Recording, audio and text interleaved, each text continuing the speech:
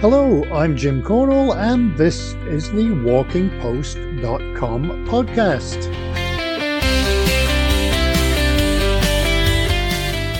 WalkingPost.com is the news website dedicated to walking, with all the latest on trails, gear, vacations, festivals, and more.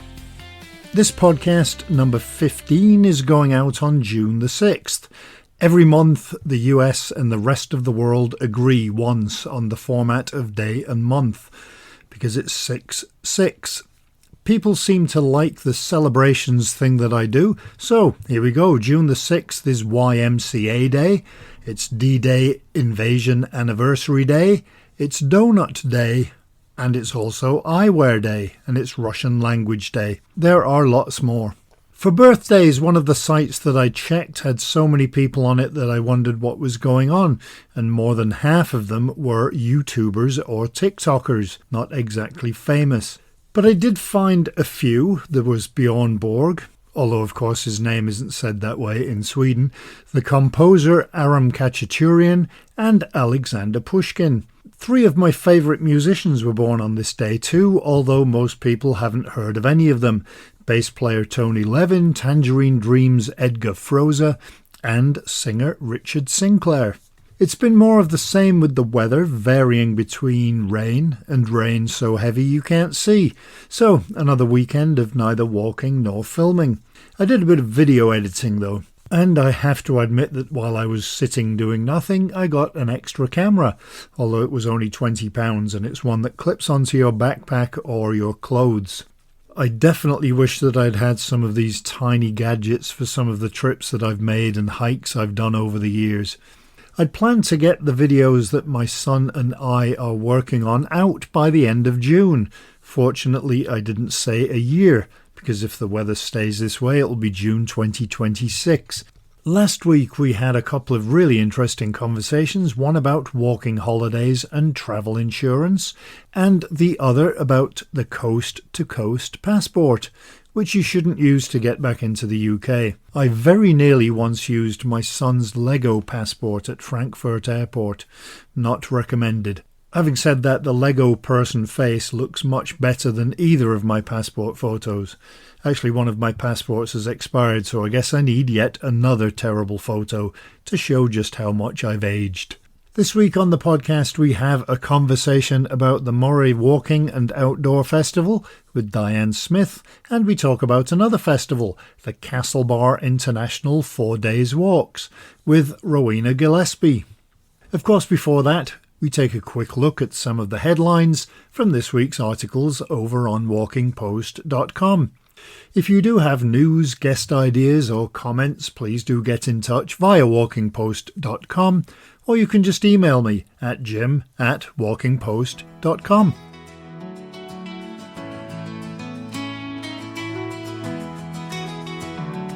So, it's time for that brief look at some of the headlines of the news articles on WalkingPost.com this past week, and there were quite a lot of them. In Ireland, the Great Sugarloaf Restoration Project opened, and a new Wicklow Trails app has been launched. In the Banff National Park in Alberta, Canada, one of the trails has banned off-trail walking to protect a rare bird. Hopefully people pay attention. I know when we were walking in the Galloway Forest during that 35-day rainless streak, there were no fire signs everywhere, and in the space of 200 yards we saw two different families with fires, and one of them was right underneath a tree canopy, maybe 10 feet away from a danger no fires sign. Moving along. A new 4.5 kilometre audio trail in St Andrews, Scotland, takes you around the town and along the coast, explaining the Earth's history, where every metre corresponds to 1,000,000 years. Tourism Seychelles is promoting the new Mont Blanc Trail, and it looks incredible. Canada celebrated International Trails Day, and Transport for London has launched 3 new walking maps. One of them I absolutely love. It's the underground map, but it tells you the distance and time it takes to walk from one tube station to the next. For me, it does look a little bit cluttered and confusing, but when I lived near London and went in every day, I often used to walk to a different station, often so that I didn't have to change lines. Amazing how close some of them are.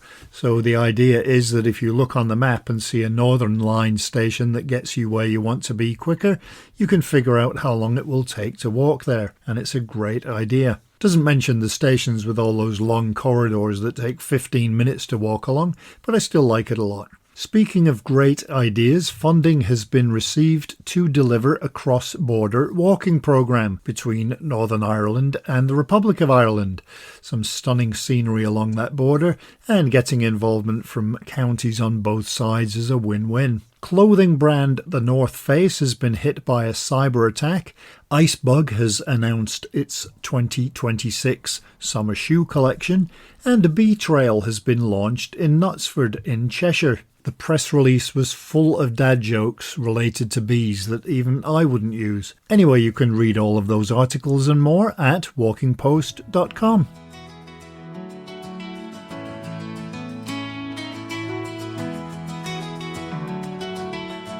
Okay, let's move on to this week's conversations. First up this week, we're talking about a 4-day walking festival in Ireland that's a little bit different. If you're a long-time listener to the podcast, first of all, thank you. And second, you might remember an episode we did with an interview with the IML Walking Association, which coordinates 4-day events around the world. One of those walks is the oldest walking event in Ireland, the Castlebar International 4 Days Walks. To tell us about the event is Rowena Gillespie, who is the director of the walks. Before we actually talk about the walking event itself, I wonder if you could kind of give me a bit of a location as to where all this takes place. So we are in Castlebar. It's a small town in the west of Ireland. So I suppose we'll be an hour from Galway City, an hour from Sligo. We do have a small airport, it's 30 minutes from us, Knock Airport, which was it's a good story if you ever want to look that up, how that came about by our Monsignor Horan. All right, and it's close to there's a national park there, just Yes, not that far away. We have a Ballycroy National Park. It's a fantastic amenity here. So it's only recently become a national park. So we've worked alongside with them as well because there's some lovely walks and routes around there also. So it's fantastic. And this walk started, would you believe, in 1967. This is the oldest walking festival in Ireland. So we're coming up into our 60th year in 2 years' time. So it's a big event. So it is. You mentioned that it's the oldest festival. Yes. Why was it started in the first place? Okay, so this has actually got a very good story. So there's a town close to us called Westport. A lot of people that come to West of Ireland would hear of it because it's a tourist town. But there was a man who worked, and his name was Tommy Brennan. He worked in the post office in Westport, and he also had a travel agency. And through his travel agency, he came across this walking festival in Nijmegen in the Netherlands. And it's now in its 107th year as it happens. And he thought this would be a great concept, a 4-day walking festival. It's good for your health, it's good for your mind, all, way ahead of its time. And he put it to the locals to see what could we do, and they refused it.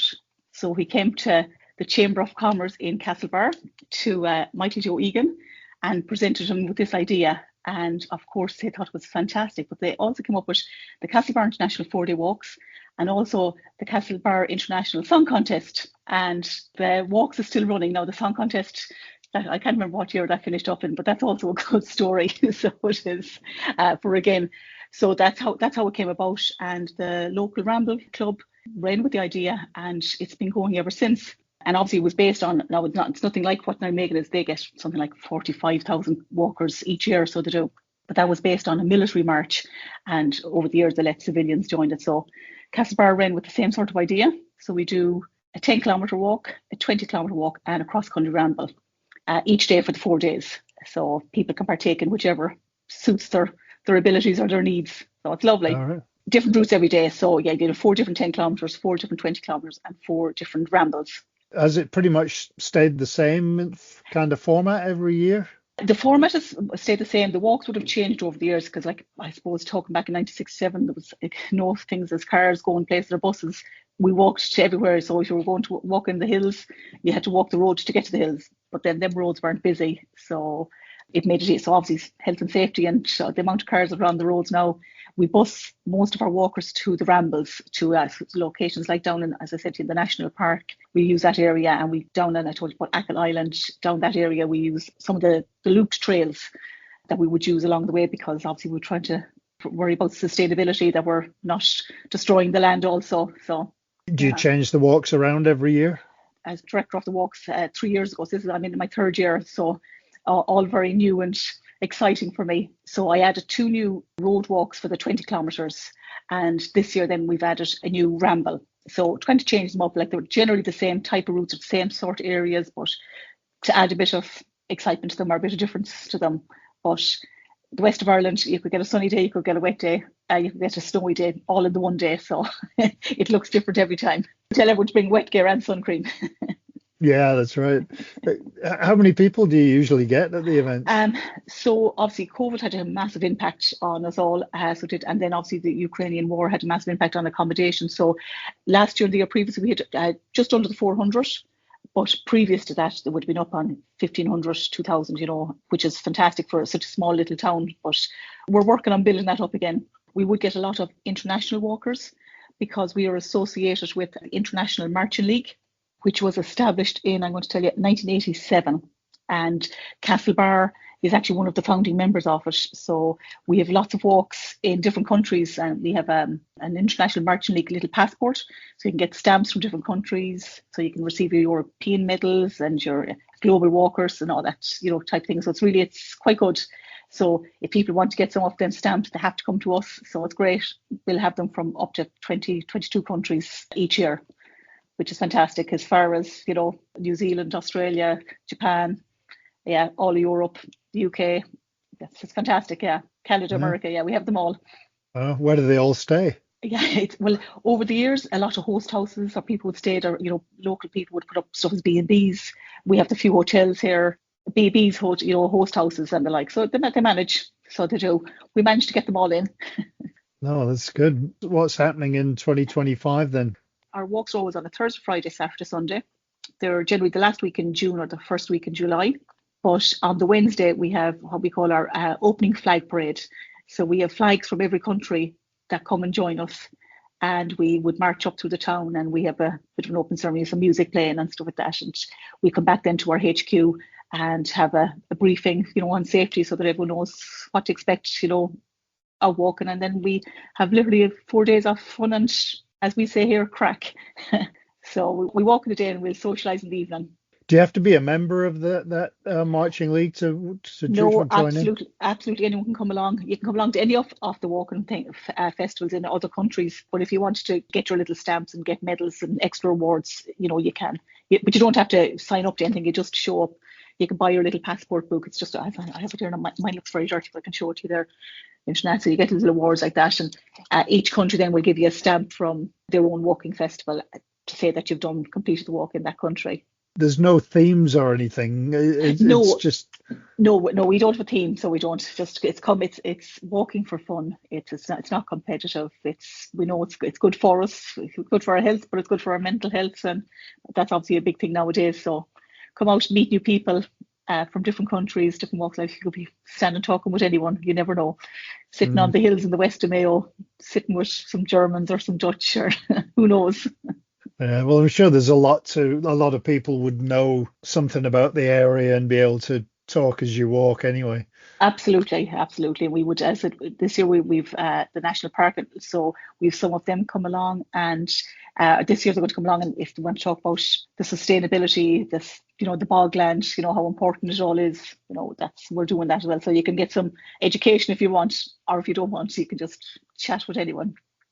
Right. And what's the ramble? How is that different from the other walks? It's just cross country. It's not mountains in Scotland or anything like that. It's the hills of the west of Mayo, beautiful scenery, countryside, boggy land. As we say, like, you need walking boots. All terrain runners, they were never tested in the bogs in the west of Ireland. You could easily lose a boot, never mind a trail shoe. But just, again, it's just out in countryside, hills, mountains, bogs, wet, dry, a bit of everything.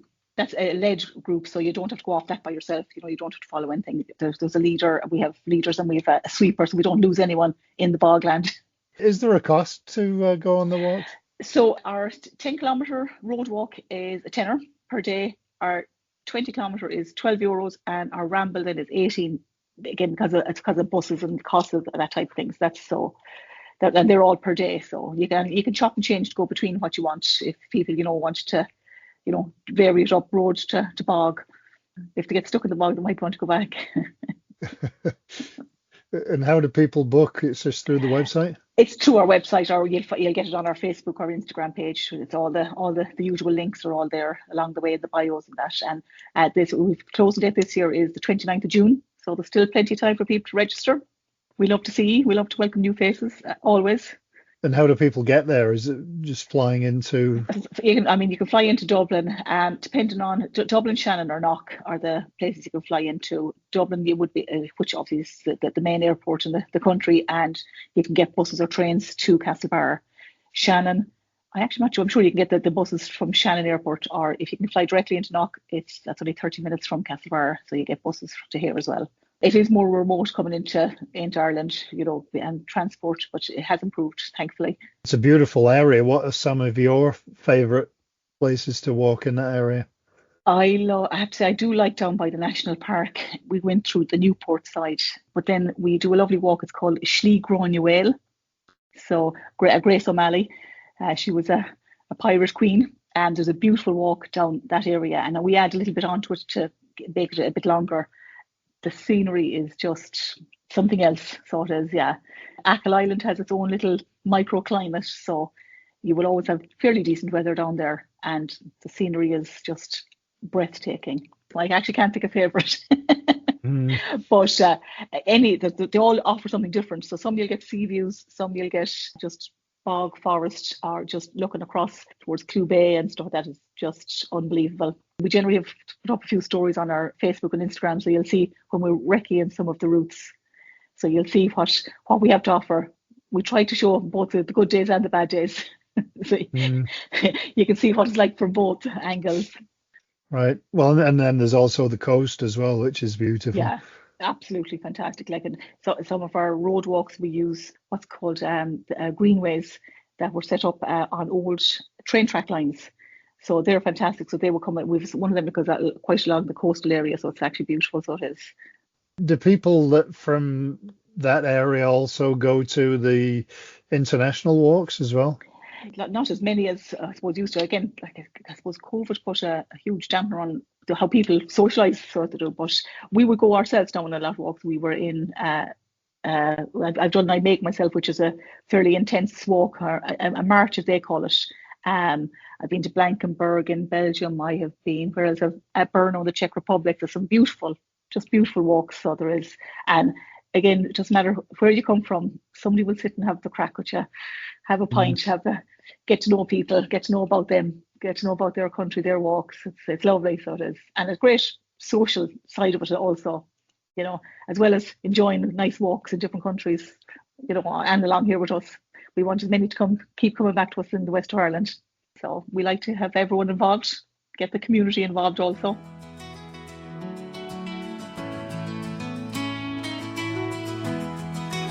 I've done some walking in Ireland, but obviously nowhere near enough. Some of the scenery is just incredible. Dare I add yet another place to my bucket list? Alright, next, do you know where Moray is? If you said Scotland, you'd be right. It goes from the North Sea coast down into the Cairngorms National Park. And if you've not been there, start planning. The coastline is amazing, and so is the interior. A drive from Aberdeen to Inverness or vice versa along the coast through Moray should be on everyone's list. And of course it has its own walking festival, which could easily last about 2 months. The Moray Walking and Outdoor Festival takes place from June the 13th to the 23rd. And to give us all the details from the festival is Diane Smith. Okay, so to get things started before we talk about the festival itself, could you tell us a bit about Moray? Yeah, sure. Moray has a little bit of everything, I think. We have an award-winning coastline with amazing wildlife and historical coastal villages dotted along the coast. We've got dramatic moorland, and then we've got the hills to the south, which are kind of at the bottom of the Cairngorm Mountains or lead up into the Cairngorm Mountains. We've got two very well-known rivers, the Spey, which people will know because it's the main water into the main whisky distilleries in the area, and we've got the Findhorn, which I'm told's got the best white water rafting in Scotland and incredible scenery. Murray's also one of the driest places in the UK. It's not often brilliantly warm, but we don't that often get the wet weather. If it's raining, it normally comes during the night time, so we don't really see it. Murray has a great amount of history, from the Picts to the real Macbeth. It's also got very exciting modern kind of arts culture here too, with arts and dance festivals. Because of its incredible light and dramatic scenery, we've got painters and photographers. But I suppose for us during midsummer, it's very special because it doesn't get dark here until 11 o'clock at night. So there's hours and hours of being outside and enjoying Murray. And then you've got things like, well, Colin is there. So you've got the culinary aspect to Colin, and you've got things like the, Bowfiddle Rock, beautiful coastline for sure. Yeah, I think some of Peaky Blinders was using a lot of the coastal villages for one of their series, because it looks very much as it did when in the Heights, when they were fishing villages, when catching all the herring for down in London. And you also mentioned the cool aspect of things. I'm just right now in the middle of writing an article about something called coolcations, which is people are getting to the point where with climate change, instead of 32, 33, it's 40 to 45, and they're looking for cooler climates to go and visit. So I think that up here in Scotland, it's maybe it's not a good thing, climate change, but certainly for tourists. Yeah, and for sure, I mean, there are days where you can be on our beaches and you're literally maybe only a handful of people on the beach, and it'll be 21, 22 degrees and you could be abroad. But likewise, it could also be 15 degrees and blowing a hoolie, but it's still stunning. Yeah, that's right. We're lucky as well because along the coastline, and it's not really until you get a wee bit much further south, we don't have that much midges as well. So that's a bigger bonus, from being on the west coast, is you don't have to worry too much about the midges. Speaking about the walking festival, could you give me a bit of the history of that, when it started and how it's changed over the years? Yeah, it's been running for 12, 13 years, and it very much began as a 3-day event, just about walking really. But over the last 10 years for sure, we've started to include different events to encourage a wider group of people to explore Moray. So we have a range of walks which have a hook or an interest, whether it's heritage, nature, or a cultural aspect to it. We try to make sure that we have walks for all abilities as well. So there's maybe walks which are only just a mile or 2 miles, but we also have big day challenging walks as well. And we try to do walks which are fun. So we might have a poetry walk or a forest bathing walk or foraging. So again, just having things which are a wee bit different, just to get people outside and outdoors. Unlike other walking festivals, we're not run by a local authority or a national park. We're a small group of volunteers, and we get our events from numerous walking providers who range from community organisations to a local expert to large estates.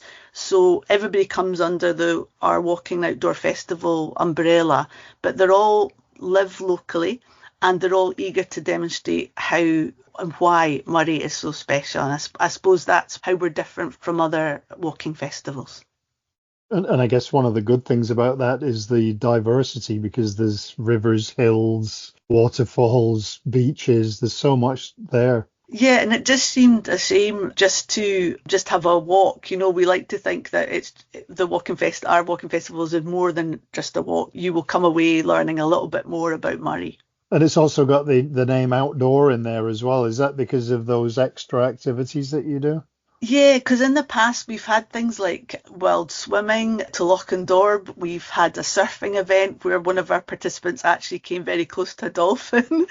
So sometimes people come to us and say, "Oh, can we run this event?" And as long as it's connected to the outdoors, we think, why not? If it gets somebody inspired to be outside just to get that fresh air and experience Moray as we love it, then why not? Yeah, absolutely. Are you able to keep records of how many people show up and where they're from? Yeah, for sure. We generally have each event has about 12 people. We like to keep it reasonably small so everybody feels like, they're part of the event. Before COVID, the festival was growing very large and we would have about 60 events over 10 days and so roughly about 650 people.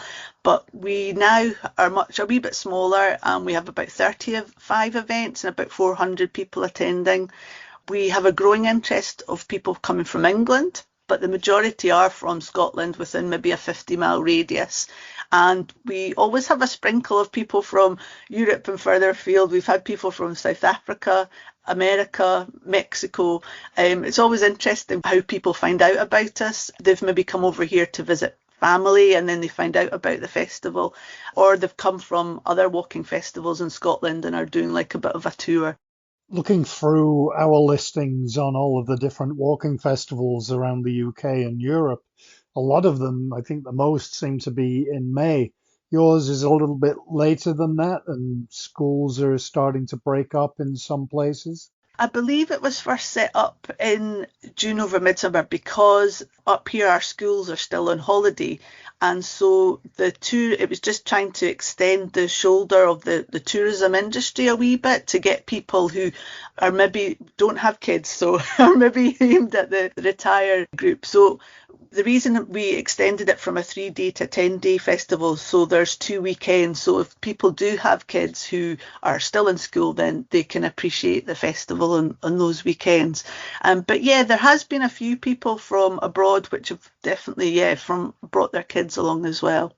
Do any of the individual walks have themes? Like, are there history walks and Yeah, we have a number of day walks which are into the Glenlivet Hills, which look at heritage but also wildlife, so eagles or short-haired owls, deer. We have heritage walks on the coast looking at Picts.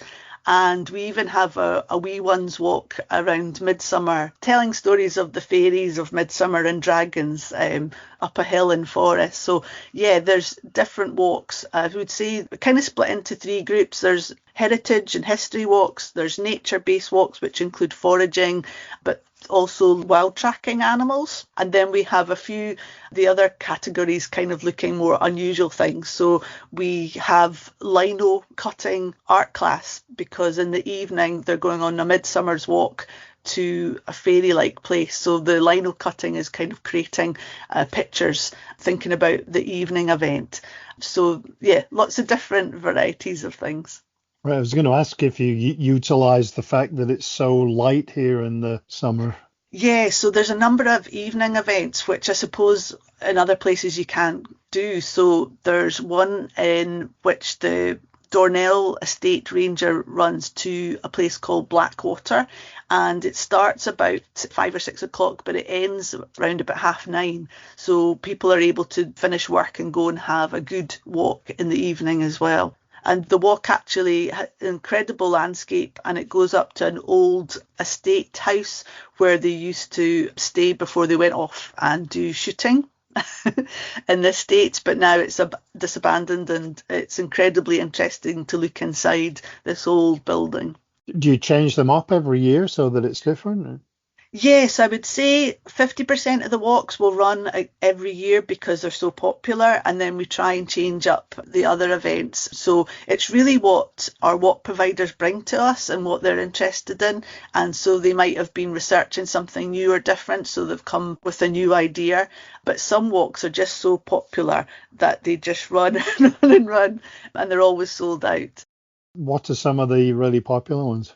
The coastal foraging one that was sold out last year and it's already sold out this year, I suppose it's really different, and people are learning more and more about seaweed and what you can eat when you're coastal foraging. So that's sold out. We have a couple of the walks which are into the Cromdale Mountains, which are kind of based on heritage, but also nature with our rangers. So other ones that are already sold out, we have a museum, Elgin Museum, which always run a number of events. And so one's looking at fossil dunes and trackways, and that's sold out. And their other walk, which looks at the fossils in a forest as well, which is sold out. We've also got a walk, which I don't know if you know when you drove up here, across the Drummuir, there's a famous stone that's painted white and it always has Jesus Saves on it. And there's a walk from there which is led by John Halliday, who's a local from the Granton area. And he takes people on a walk from the Jesus Stone right back round to Granton. And his walks are always really popular because the Drummuir is quite an eerie, dramatic place with a lot of abandoned buildings. And there's lots of stories to tell about the Grants and the battles that took place. So rich in history and wildlife too. So those are the types of walks that sell out quick. And you mentioned the museum in Elgin. I mean, Elgin's an amazingly beautiful place as well. Yeah, normally our local historian and writer, Dr. John Barrett, normally has a walk around Elgin, but he's not running one there this year. This year he's going to Aberlour. So there's really ancient graves in Aberlour and quite an interesting place with its whisky heritage. So that's where he's heading this year. And he's also heading to the coast to look at Picts as well at Burghead. All right, I was going to mention the whiskey connection because there's some quite famous whiskies from that area as well. Yeah, there's definitely a big whiskey trail. In the past, we've had a number of walks that involve whiskey, and I think next year we're looking to work with a local distillery that's just opened up to have a walk and kind of look at the water source, sort of a walk down the water source to the distillery. You're mentioning that you get some children there. Do you allow dogs as well, or are they? Yeah, it's a really good question. So each of our events online will have a tick to whether dogs are allowed or not. Obviously, we have to be careful because a lot of our landscape, is farm, and so there might be animals. So we do ask people on each walk, depending on where it is, whether they need to be kept on a lead or not. Some walks, obviously, they're not suitable for dogs, and so unfortunately they can't. But yeah, there's a lot of walks that can. You mentioned about the fact that a lot of the people that go on the walks are from that kind of 50-mile radius. Do they come in and out and do day trips, or is there accommodation? Yeah, that's really interesting. So we have a number of people that will do just day trips, but we also have people that regularly visit us. We have the Aberdeenshire ladies, we call them. They come every year and they stay in a different location every time. So often it's like the camping pods where there's a number of good camping places across Moray, but we have a range of accommodation, a few small hotels. There's nothing very big. We do have a Premier Inn in Elgin, but there's lots of B&Bs and lots of different types of camping. So something for all price ranges. But if people are struggling, we ask them just to drop us an email and we will try and advise them where they can go. And are there costs for the walks? Yes. We always think that when we've had free events, we find that people will book them, but then they don't turn up. So we do charge. And we also charge because a lot of our walks are run by community groups. So the money that you're paying will go back into that community group. And also a lot of the organisations or enterprises are growing enterprises. So they're using the Walking Festival to kind of kickstart their businesses. So we think it's only right to pay people. So events are range from £10 to £25, depending on what the event is and how long it is, or the kind of experience you're getting from it. Somebody who's doing a foraging walk, they have to make sure that they're very careful about what they're getting you to eat and try. So there's a lot of expertise there. So you want to pay for that kind of event, I feel. Saying that, if there is an issue or an access issue due to money, please do contact us and we will try and see what we can do.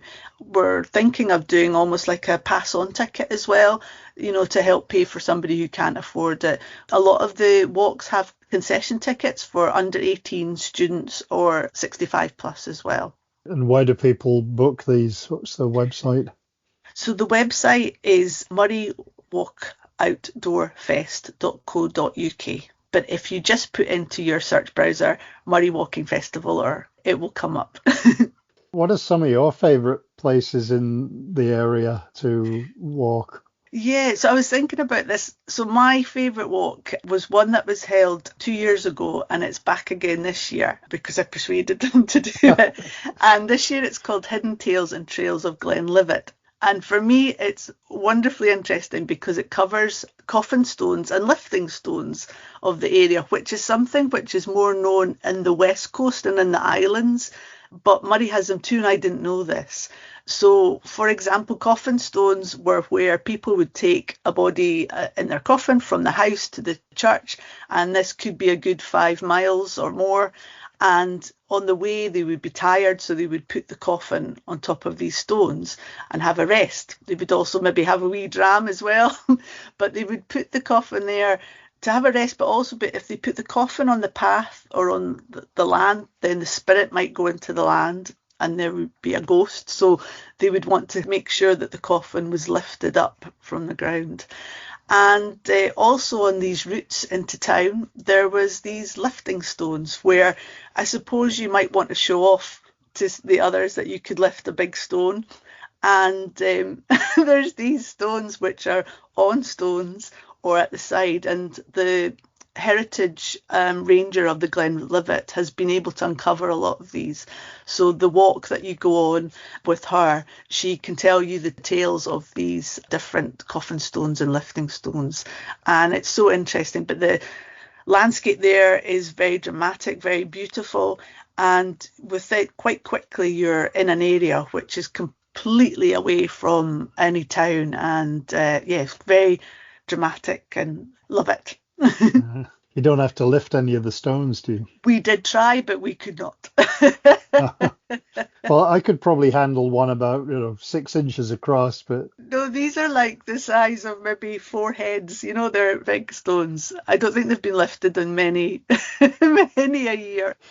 I think that's one of the greatest things about that area, though, is you can't, unless you go there, you can't really appreciate the different potential walks that there are there. I think that's one of the greatest things about it. Yeah, and we're learning things all the time, and maybe it takes us a couple of years to try and persuade somebody or learn about it to take people on these walks ourselves. So we're never lost for looking for something of interesting to find, for sure. Yeah. I suppose the one thing we're lacking on is Munro's, but we do have one. Ben McDewey, a portion of Ben McDewey, Murray's very southerly tip goes into the top of Ben McDewey. So we have organised walks up to the top of Ben McDewey as well. So I suppose that's maybe where we're lacking compared to other festivals. Yeah, but still, isn't that the one where the big grey man of Ben McDewey is supposed to be? Yes, years ago in another lifetime, friends and I created a wee film about the big grey man. Yeah. One of the rangers at Mar Lodge told me that he was up walking himself, and he thought he was quite tired, and he thought he heard footsteps behind him, and every time he stopped and turned around, the footsteps would stop. And he kept walking, and every time he kept walking, they would reappear, the noise would reappear. And then he realised it was actually his water bottle in his bag. So you can still get quite spooked about these things. Yeah. Is there anything else that we didn't mention about the festival that you wanted to? Yeah, a lot of other festivals have a central meeting place where all the walks go from. We don't, because events are run throughout Moray. So if you're in an event where there's no local transport, please do get in touch, as our event providers and our regular participants are so helpful, and there's often an option of car sharing. Last year and this year we're trying to do some bus options to see if it works, so maybe to the furthest away events to try and see if that helps. but we will always help. A great example is last year we had a cyclist from the Wirral area. He cycled here and he camped on the coast and he attended 3 events, and we managed to get him transport there and back with the help of our wonderful walking community. So we are a big walking friendly community, the Walking Festival. There's people that do come every year and we'll always try and help as much as we can. So please do get in touch if you've got any questions or need help.